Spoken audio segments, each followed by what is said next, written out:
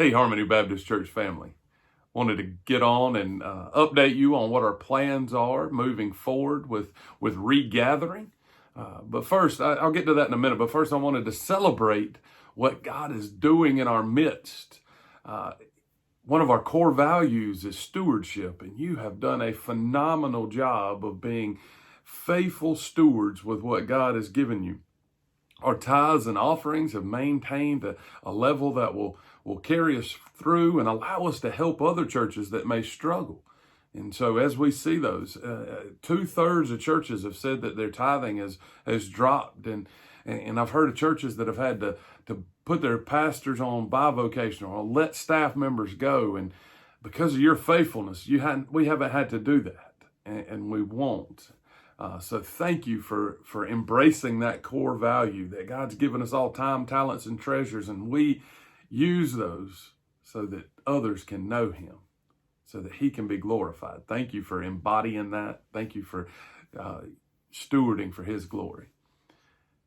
We've also seen the church be the church as we're taking up canned goods, and the Fort Lawn Food Pantry has celebrated us. We've collected snacks to take to our local hospitals, and we've got another batch to go out.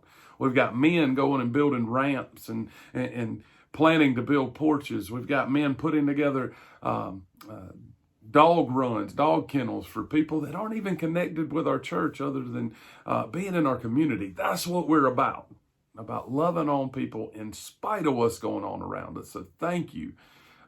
We had the grab and go meals. We had just a multitude of things. The church has not stopped. You have not stopped being the church. Whether we gather together or not, God saved you in order to use you to impact the world with the love of Jesus, and you've done that in a phenomenal way. And so on to our plan for regathering.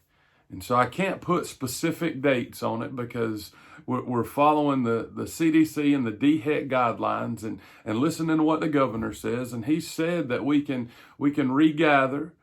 He's never said we couldn't gather, but he's recommended that we not gather in groups larger than 10 and ultimately larger than 3 at some point. And so we want to honor those recommendations. We want to care for our community and not putting them at risk. But in the coming weeks, we will begin a phase-in plan. And so it's going to come in 3 phases. Right now, we're really in phase 1, where everything's online.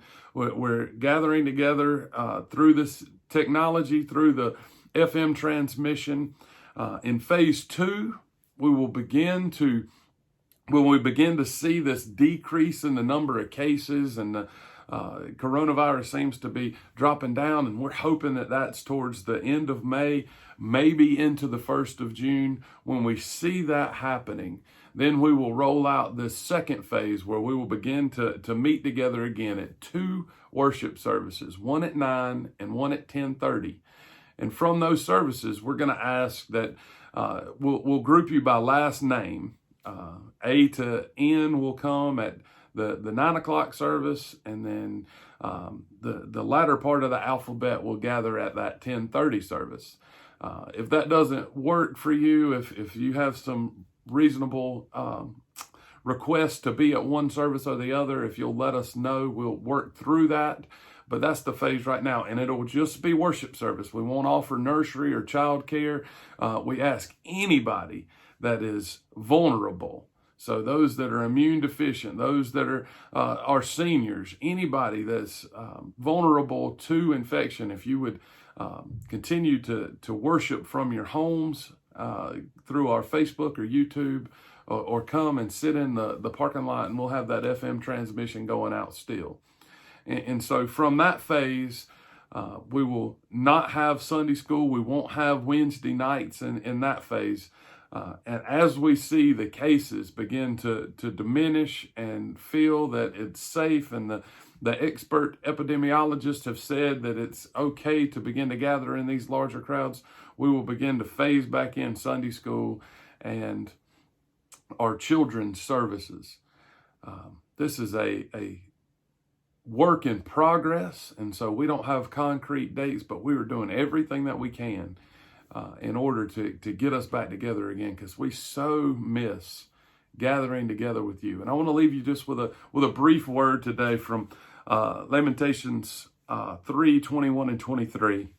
It says this: "But I call this to mind, and therefore I have hope. The steadfast love of the Lord never ceases.